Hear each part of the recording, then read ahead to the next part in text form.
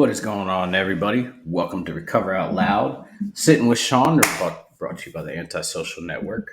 My name is Sean, as you know, and today I have a very awesome guest all the way from Anchorage, Alaska. We've got Dustin Morris. How you doing, Dustin? Good, man. How are you? Ah, dude, I'm great. I'm a lot happier that I'm not in the cold weather, man. Yeah, we're getting second winter.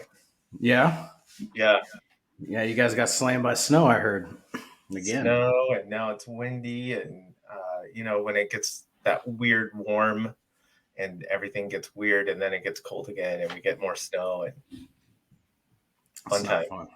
It's not fun. Yesterday was 70 degrees here in West Virginia. Nice. That's Dude, great. yeah, it was awesome. And then last night there was a thunderstorm, and I was like, well, here we are. Here we are.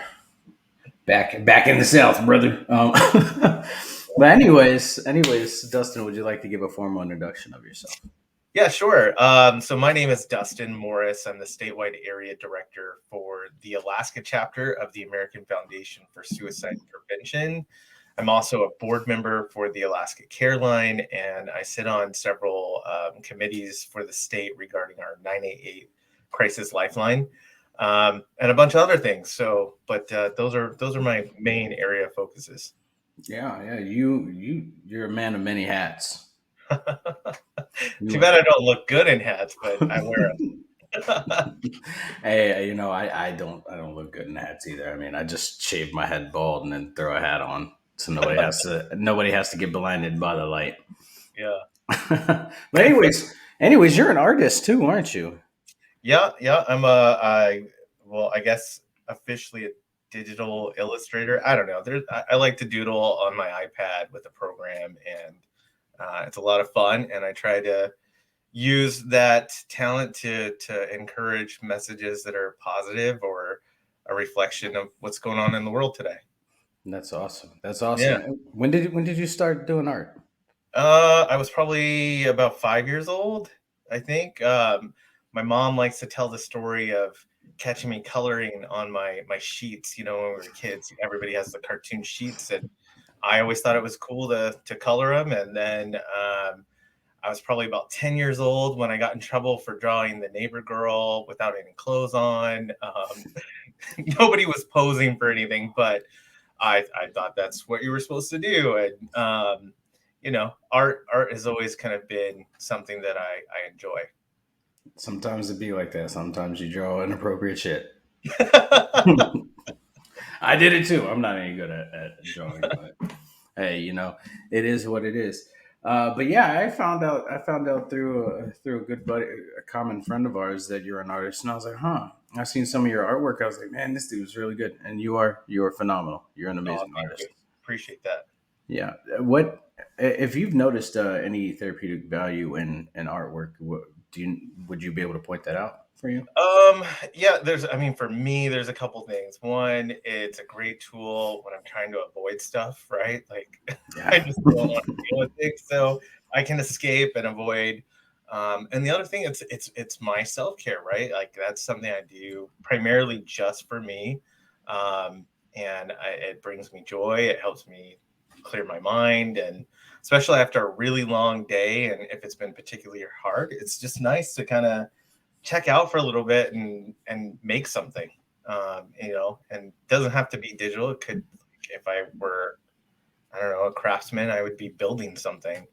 Yeah. But yeah, I definitely like to use that as a way to just kind of check out for a little bit and tune up my mind.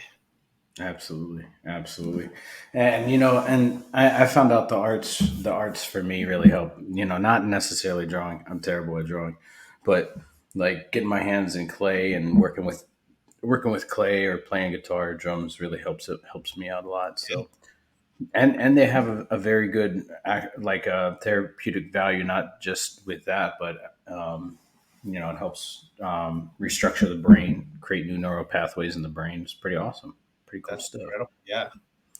Yep, cool stuff. So tell us a little bit about why you got into suicide prevention. Hmm.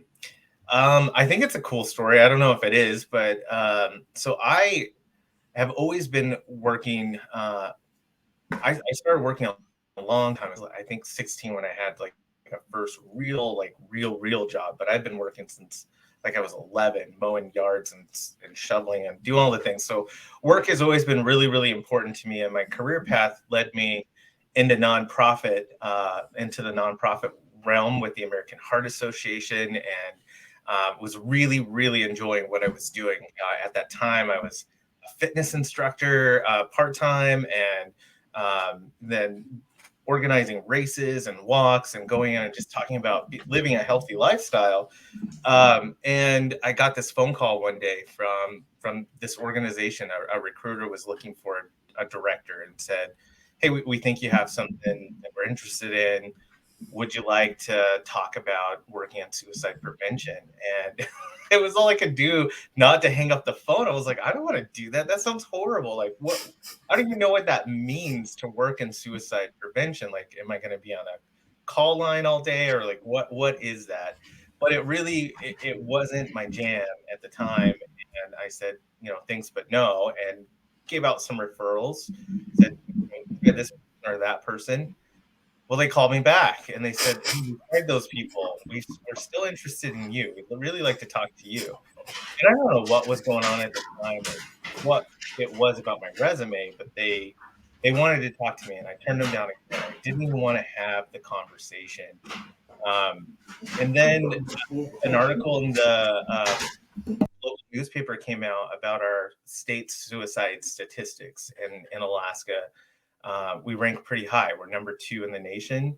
And this was 2019. And at that time, the article included the age rates, right? So it said that the leading cause of death for Alaskans ages 10 to 24 was suicide. And when I read that, I couldn't help but feel something. 10-year-olds getting to a point where they feel like that's an option. And I thought, what kind of world is that? What kind of world is that for somebody so young to feel that that is an option for them to deal with whatever they're dealing with? And I thought, well, if they call me back, I would be silly not to take that call, especially that being the third time. And it was like 2 days later, my phone rang. Guess who it was? It was a recruiter saying, "Hey, Dustin, are you at all interested in this? We want to try again." And I said, "Let's go." And I went through the interview process and got the job. And I've been doing it for 4 years now. It is really hard work. It is not an easy job for anybody. But we're seeing outcomes now. We're coming around this corner where a lot of good things are happening. And as difficult as it has been for the last several years, especially for the whole world, we're starting to see that light. We know where it's at. We know we're getting closer, and we kind of can see some of the hurdles that we're going to have to get over to get to it. But we have a plan. So it brings me hope. It brings me excitement. And it reassures me that the things that we do have an impact on our community. Absolutely. Looking at where you were to where you are now, like, it's crazy going from the American Heart Foundation to where you are now in suicide prevention, in a weird way, one extreme to the other, you Yeah. know. But in essence, you're saving lives. And that, to me, that's super commendable, whether it was, with the American Heart Foundation or working in suicide prevention, you are changing lives and you're saving lives. So I hope that you take a moment to pat yourself on the back. Oh, well, thank you. I appreciate that. Absolutely, absolutely. So you talked about the age range of 10 to 24 of being one of the highest rates. Why do you think that is? Oof. Well, first, let me just say I'm not a clinician, so anything that I'm saying is just based on observations as just a normal person, right? But the world is different. The world is very different. So, I don't know how old you are, but I'm 42, and when I was in high school more than 20 years ago, the things that we were dealing with, while they were difficult, they were not the same things, and we had different coping mechanisms, and or we knew how to compartmentalize things enough that we could get through for the most part. And I don't know that a lot of today's kids have the skill set that they need to cope with the feelings that they're having. I don't want to sound like the old guy that like technology ruined it all, but when you look at the amount of technology kids are consuming, even adults, how much time are we sitting in front of a screen? What impact does that have on our ability to interact with each other and real life, and how does that affect our mental health? What is that doing to a person who's spending 12 hours in front of a screen a day, if not more? Um, how does that impact a person? And I think you're seeing that in our youth, especially. And again, this is just my opinion, not based on facts. But it's observable. You can see kids with their heads down in their phones and their devices. Their homework is online. Like everything is through this. Even you and I right now, Yeah. like, we're Yeah. connected online, but when you're so young, you're missing those life experiences to be able to really connect.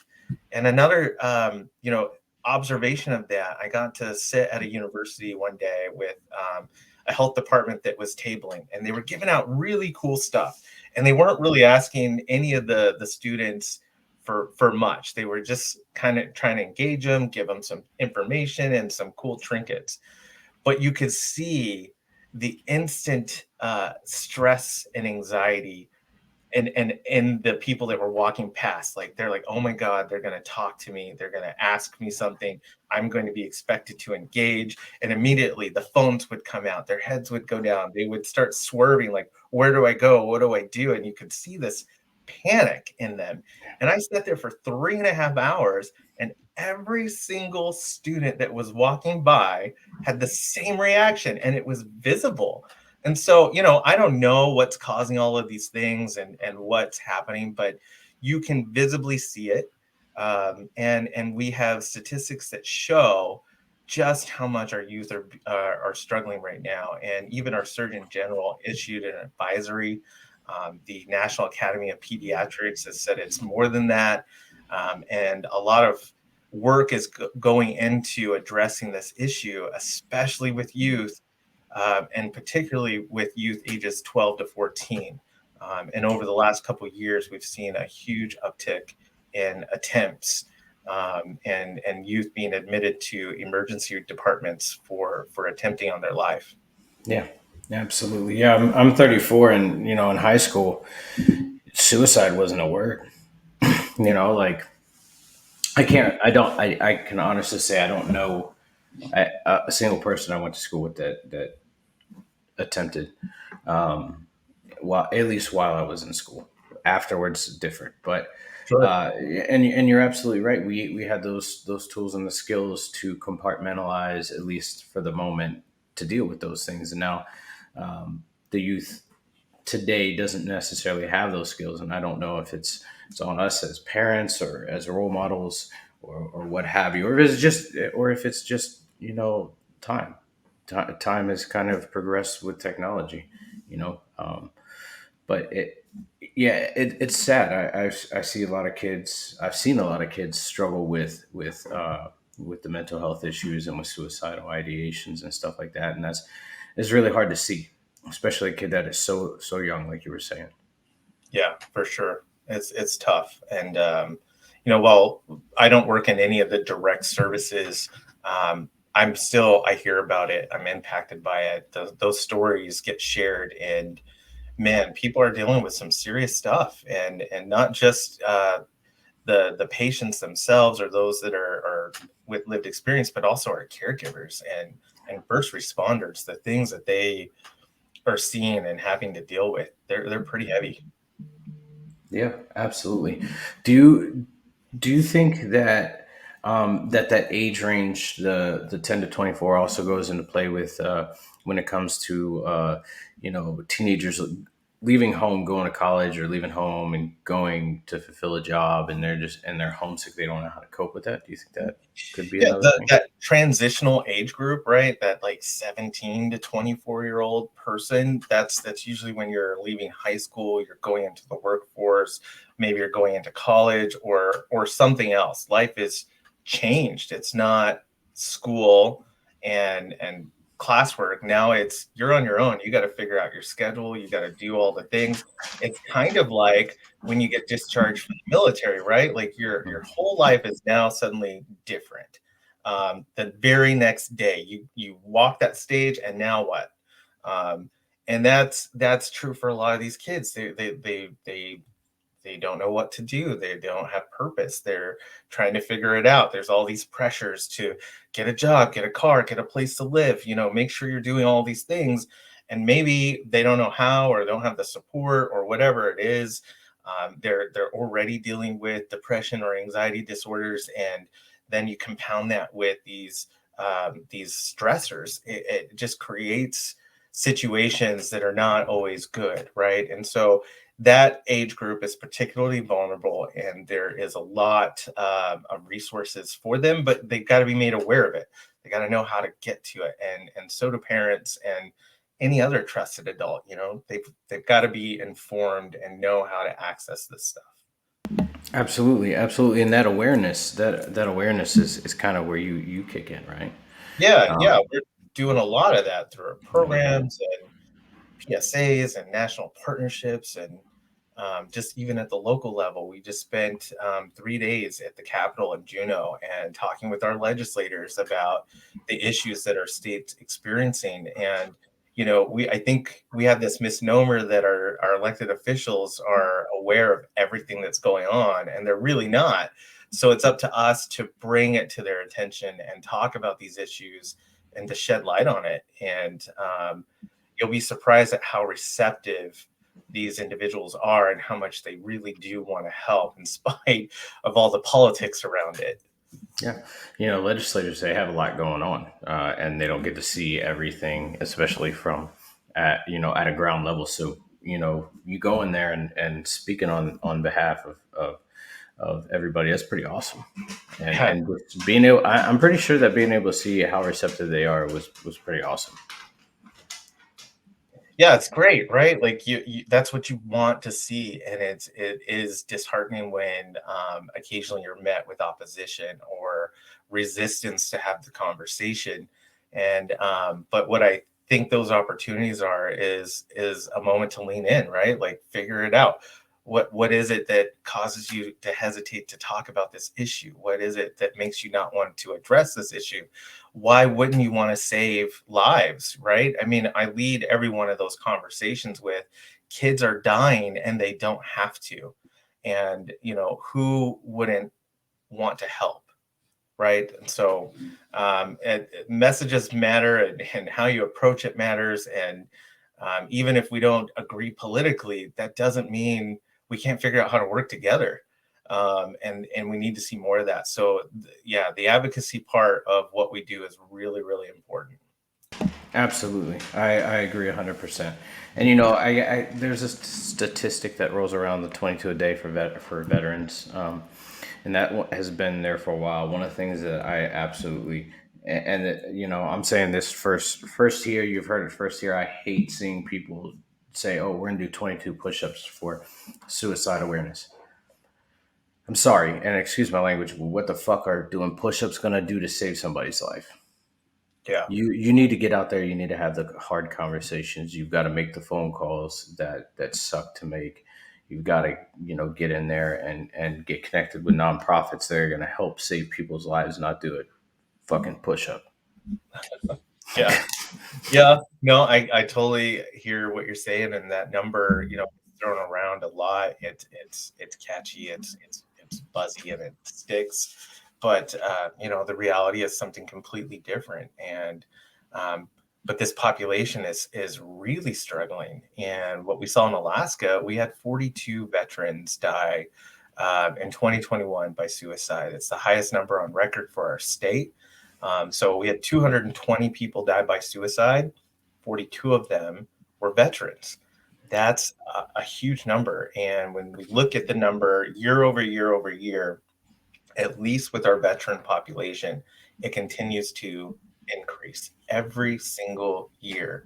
And similar to what I just said about those transitional kids going from school to whatever's next, we see that with our veteran population, right? And I'm not a veteran, I don't have a military background, but I've heard from so many veterans that have talked about that transition period, the time, the day that they are discharged to it's like and the impact that that has on people is tremendous. And then to see just how long that manifests, right? Whether that's the PTSD, whether that's just the shock of now what? Who am I? What do I do? How do I provide for my family or myself or whatever? Like all the things, and you're just expected to know. And those were not life skills that you perhaps learned during your time in the service, right? You're singularly focused on following command and doing what's in front of you and what you're told, right? That doesn't really leave time for, well, how do I pay my mortgage and how do I open a checking account and all of the life skills that you need when you're done. So it's interesting, and everybody's experience is different. I know you know that, but um, our veteran population needs all the support it can get. And these lip service agencies that like to tag on, we proudly support our veterans. Well, what does that mean? How are you Yeah. supporting our veterans? Are you employing them? Are you donating to a cause? Are you, what are you doing to support our veterans?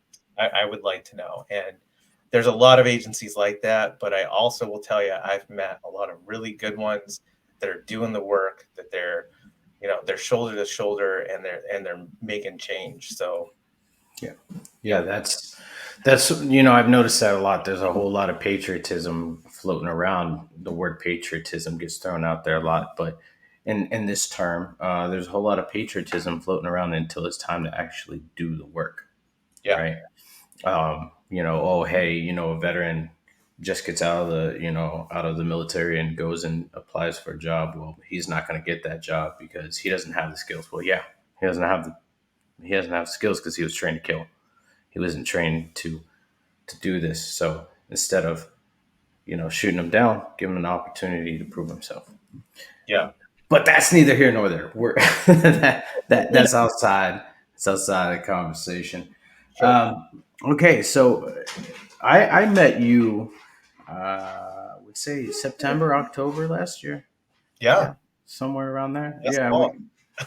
and we went and did a suicide prevention class for probation officers. Yeah. My question is, and I've been in trouble with the law before, and I've had a PO before. Why is it important for probation officers to receive that training? Oh man, what a good question. It I went through this reentry simulation one day. I was out in Dillingham and I was there for a week, and we did this reentry simulation where we were released from prison, and then we were put on parole and we were expected to do all these things, right? And really it was designed, you were not going to succeed. You were really set up to fail. And so we did all the things, and we kept trying, and we got discouraged and frustrated and all the things, and we have to report to this PO, right? Like, hey, I didn't am I going to jail? I didn't get to my drug test today, or I couldn't pay rent. I still don't have an ID. All of these things, right? And that puts a person in a situation that's just ready for depression and anxiety and other things, and your mental health is deteriorating. And who else are you going to talk to other than the person you're mandated to talk to, right? Like, you got to check in with this person. They have a real opportunity to identify what's going on with you, and if that person is struggling with their mental health and needs additional support, well, that PO can help. They can help intervene. They can help connect or be a listening ear for a moment, and really reinforce that even though you're dealing with a person who maybe has done really bad things, they're still a human being. They paid their time. They're trying to acclimate to the world, and they need support in that. And every person that I've talked to in recovery or reentry or anything, it's always been the moment of change or in the profound moment was when they were treated like a human with dignity and respect.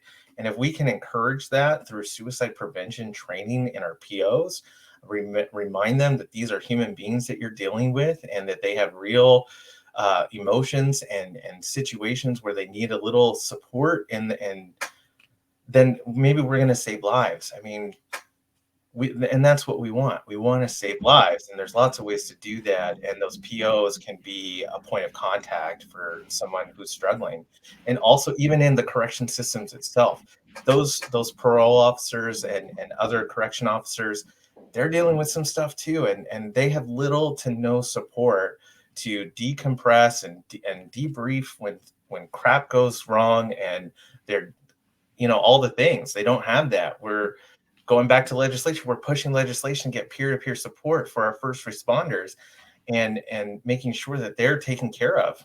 So on all ends, we got to look at this, like, how do we save lives? And that's just one way that we do that. So yeah, I hope that answered the question. Oh, it absolutely did. It absolutely did. Being able to be a presenter and interact with probation officers, being on the other side of things, and having worked with a PO before, it was cool to be able to humanize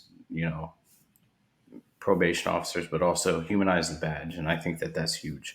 You know, Being able to see to see the change in their face from when they first enter the classroom until, like, oh shit, this is real, like Yeah, it's right in your face and you can't run from it. yeah. I think it's Yeah, pretty I mean, awesome. I would almost ask you. I mean, your experience is very different than mine. But I mean, why do you think that they should learn this skill? I think it's a two-tier situation there. First, obviously, as you said, you're working with an individual who could come from a background of a lot of different things, substance abuse, domestic violence, what have you. And they were in the system for so long, they were in jail for so long, and they're getting out and they're reacclimating back into society. Times have changed, right? And maybe they haven't caught up with the times. I know I have a friend that got out of jail and he was like, I don't even know what a smartphone is. I don't know how Wow. to operate a smartphone, right? And so that PO can be that first person, or one of those first people to really set them on the path to success. Whereas we've seen in the past that POs don't necessarily do that, right? Parole officers, probation officers, they're not that guide for them. They're looked at as punishers. Yeah. And so you're working with somebody that is a high risk right off the bat, and you don't know if that risk will lower for them. So I think it's very, very important for the POs to have that training that says, hey, you know, um, these are the signs that we can look for when somebody is potentially thinking of suicide. But also, I think that it's important for them to recognize it not just in themselves, but in their peers, right, Yeah. and the people they work with, um, because you can always look inward, and sometimes if you're in that place where you're like, this is the only option I have. Okay, these I know my signs, but you don't necessarily know other people's signs. So if you teach a wide variety of signs and things like that, yeah, it can definitely change the dynamic. And then on top of that, you're saving a life. Yeah. No, absolutely. You highlighted all the things, right? It's um, I like to tell people, it's one of those catchy words these days, but there's a lot of intersectionality in suicide prevention, right? There's all these overlapping things and all these areas of focus that people don't traditionally think about when it comes to how do we stop suicide. And it's everything from working with our Department of Corrections, Department of Justice, working with Department of Defense, working with our Department of Education, like all these things, addressing job insecurities and food insecurities and people who are experiencing homelessness. All of these things solve our suicide issue, when we address substance misuses and we address sexual assault and abuse in the home and these things. And I hear from these parent right groups. I'm a parent. I have 3 kids in our school systems, and I hear from these groups that don't want kids to learn about mental health. And I'm like, why? I'm a parent. I know, I mean, I'm involved. And if you're not involved, well, that's not my fault. Don't take my rights away, because I want my kids to learn this. I want your kids to learn this. And how do we help make that happen, instead of constantly fighting each other? I'm like, dude, I will talk to you. I will listen to you. I will help us find a way if we can just work together. Yeah, There's no reason for all this opposition that we see, especially when it comes to saving lives. absolutely. Why do you think it's hard for people to have that tough conversation? Historically, it's suicide has been criminalized. It's been something that people have, made shameful.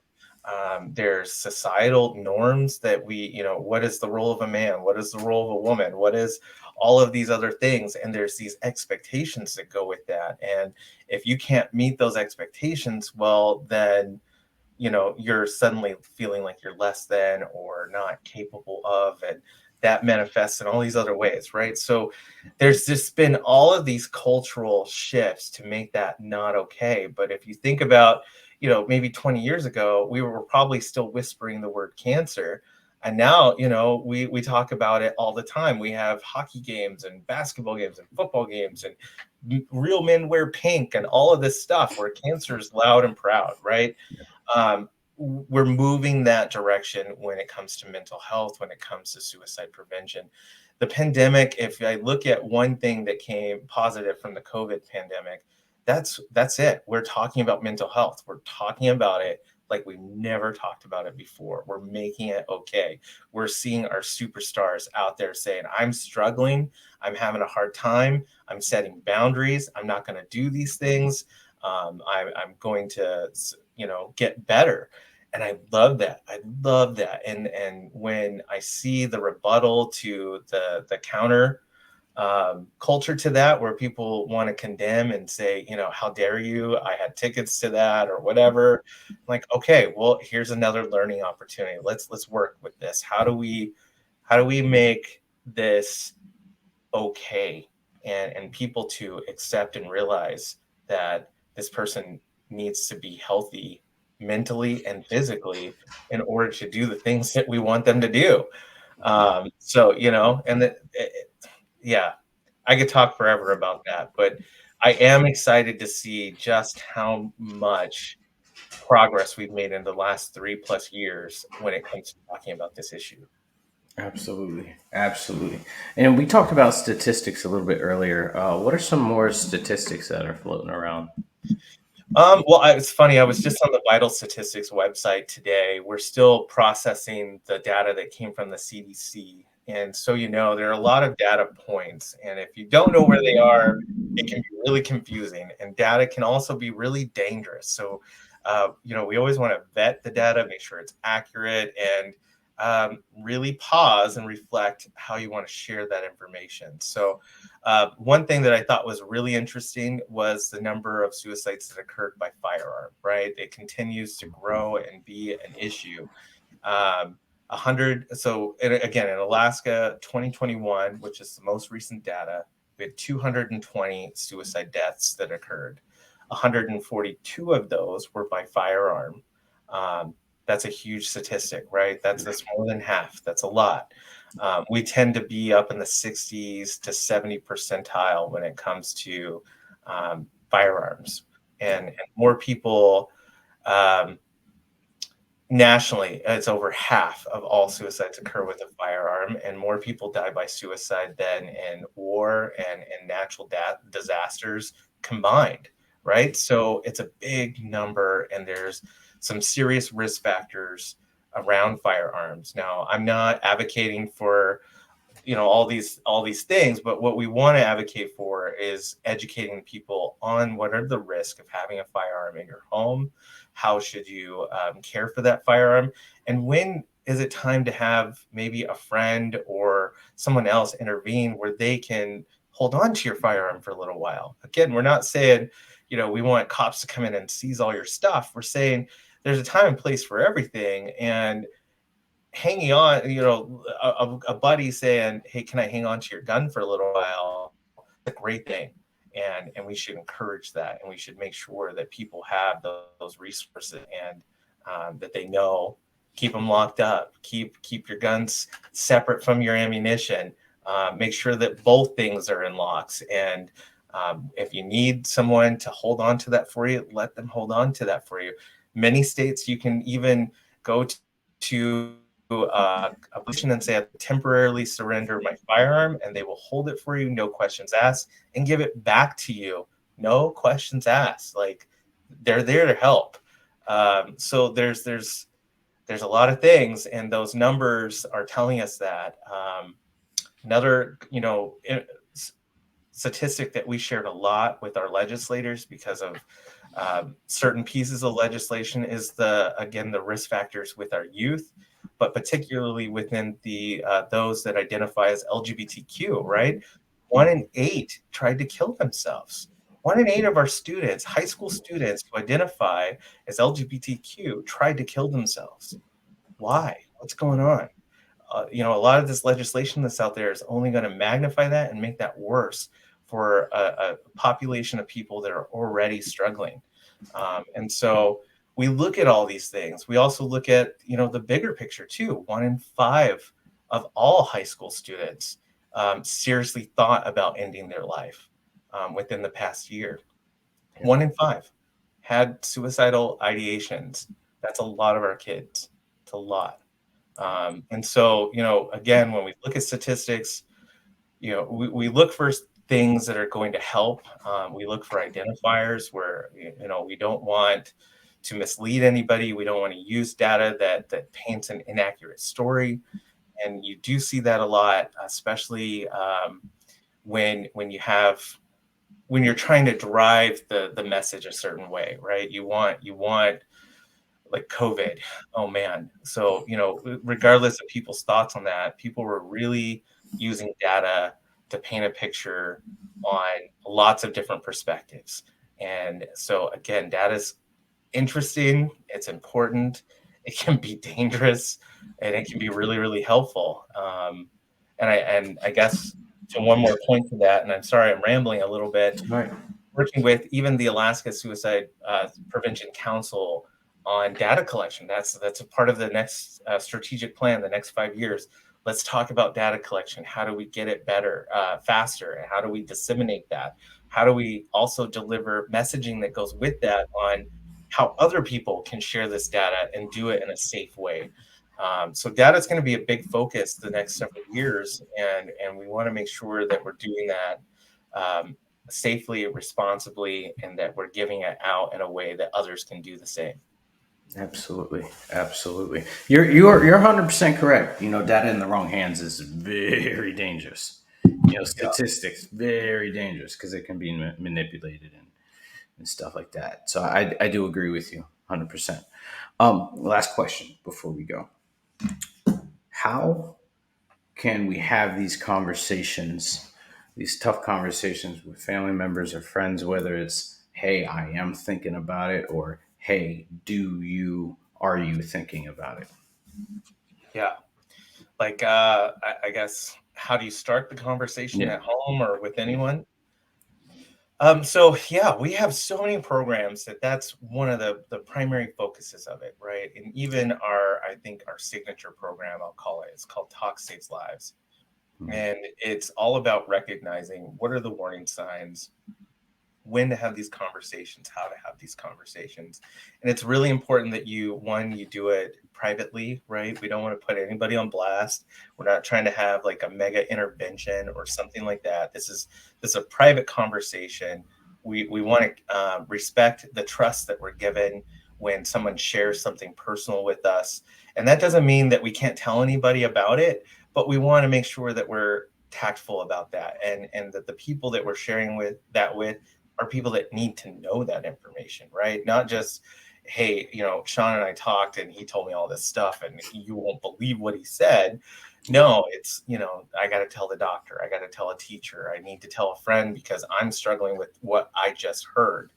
um, and don't try to fix it, right? As a friend, as a family member, oftentimes we can't fix this situation. We're not going to be able to do that, but we can support a person through their journey as they strive to heal from whatever they're experiencing, right? So if you've never gone through, for instance, a deep depressive episode, you can't say to somebody who's going through depression, oh yeah, I understand what that's like. You literally don't understand what it's like. You You cannot don't. fathom what that person's feeling, but you can validate it and say, hey, I may not understand what you're going through, but I can see this is really hard. And if you want to talk about it, I'm here for you. And then just sit there and quiet. Like, you don't have to say another word. And if they never respond with words back, that's okay too, right? Sometimes we just need to sit in the moment. But don't try to fix it. Don't come in with all these solutions and say, snap out of it. And if you just do this, or if you just did that, and why would you be mad at your whoever? Like, don't do that. Instead, just try to listen. um, Ask some questions, share why you're concerned. You can do that too. And that helps break the ice, right? Like, oftentimes, if you're going through some stuff and somebody says something to you, like, hey, do you want to talk about it? That can feel like really accusatory. Like, why? Why do you want to talk about it? What's going on? Like, suddenly you're on the defense and you don't even know why you're on the defense, but they said something that just didn't settle well with you, even though they're trying to help. So, you, as the person who's trying to get to the bottom of it, maybe share why you're asking that. Like, hey dude, I noticed that you seem a little distant lately. I just wanted to check in. How you doing? That, I think, helps so much, because now they've just identified why you're asking this question. What did I do that made you want to ask that? And it just settles a lot of stuff. So be okay with pointing this out. And then the hardest part, I think, is asking the question that you don't want the answer to be yes to, right? You have to ask directly the question about suicide. You can't say, are you thinking about hurting yourself? Typically, this person's already in pain, whether that's mental or physical or both. And someone who is hurting is not thinking about hurting themselves. They're thinking about, how do I make this stop? How do I make this pain go away? And that doesn't mean that they want to die. They want this pain to stop. So you have to say, are you thinking of killing yourself? Have you had thoughts of suicide? Do you want to harm yourself if they're not thinking of killing themselves? And then if they say yes, thank you for sharing that with me. Have you thought about how you might do that? And let them talk. And if they have a plan, you already know the severity of the situation. If they don't have a plan, that also kind of gauges that we've got a little bit more time and we need to get this person help. If they do have a plan, maybe that's time to call 988 right in that moment and just say, hey, look, we're not in crisis, but a crisis could be coming. What do we do about this? They'll help you through that moment. You're not expected to know all the things. You're not expected to be able to walk away from that conversation not feeling something. And it's really important that you, as the caregiver, whatever your role is, to take care of yourself in that process too. Absolutely. Absolutely. I couldn't agree with you more. That those are all really good topics, or sorry, really good ways to handle that. Um, some things I didn't know. you know. So, but anyways, before we go, what advice or suggestions would you give to somebody that is struggling with suicidal thoughts or suicidal ideations, if they were standing in front of you? Yeah.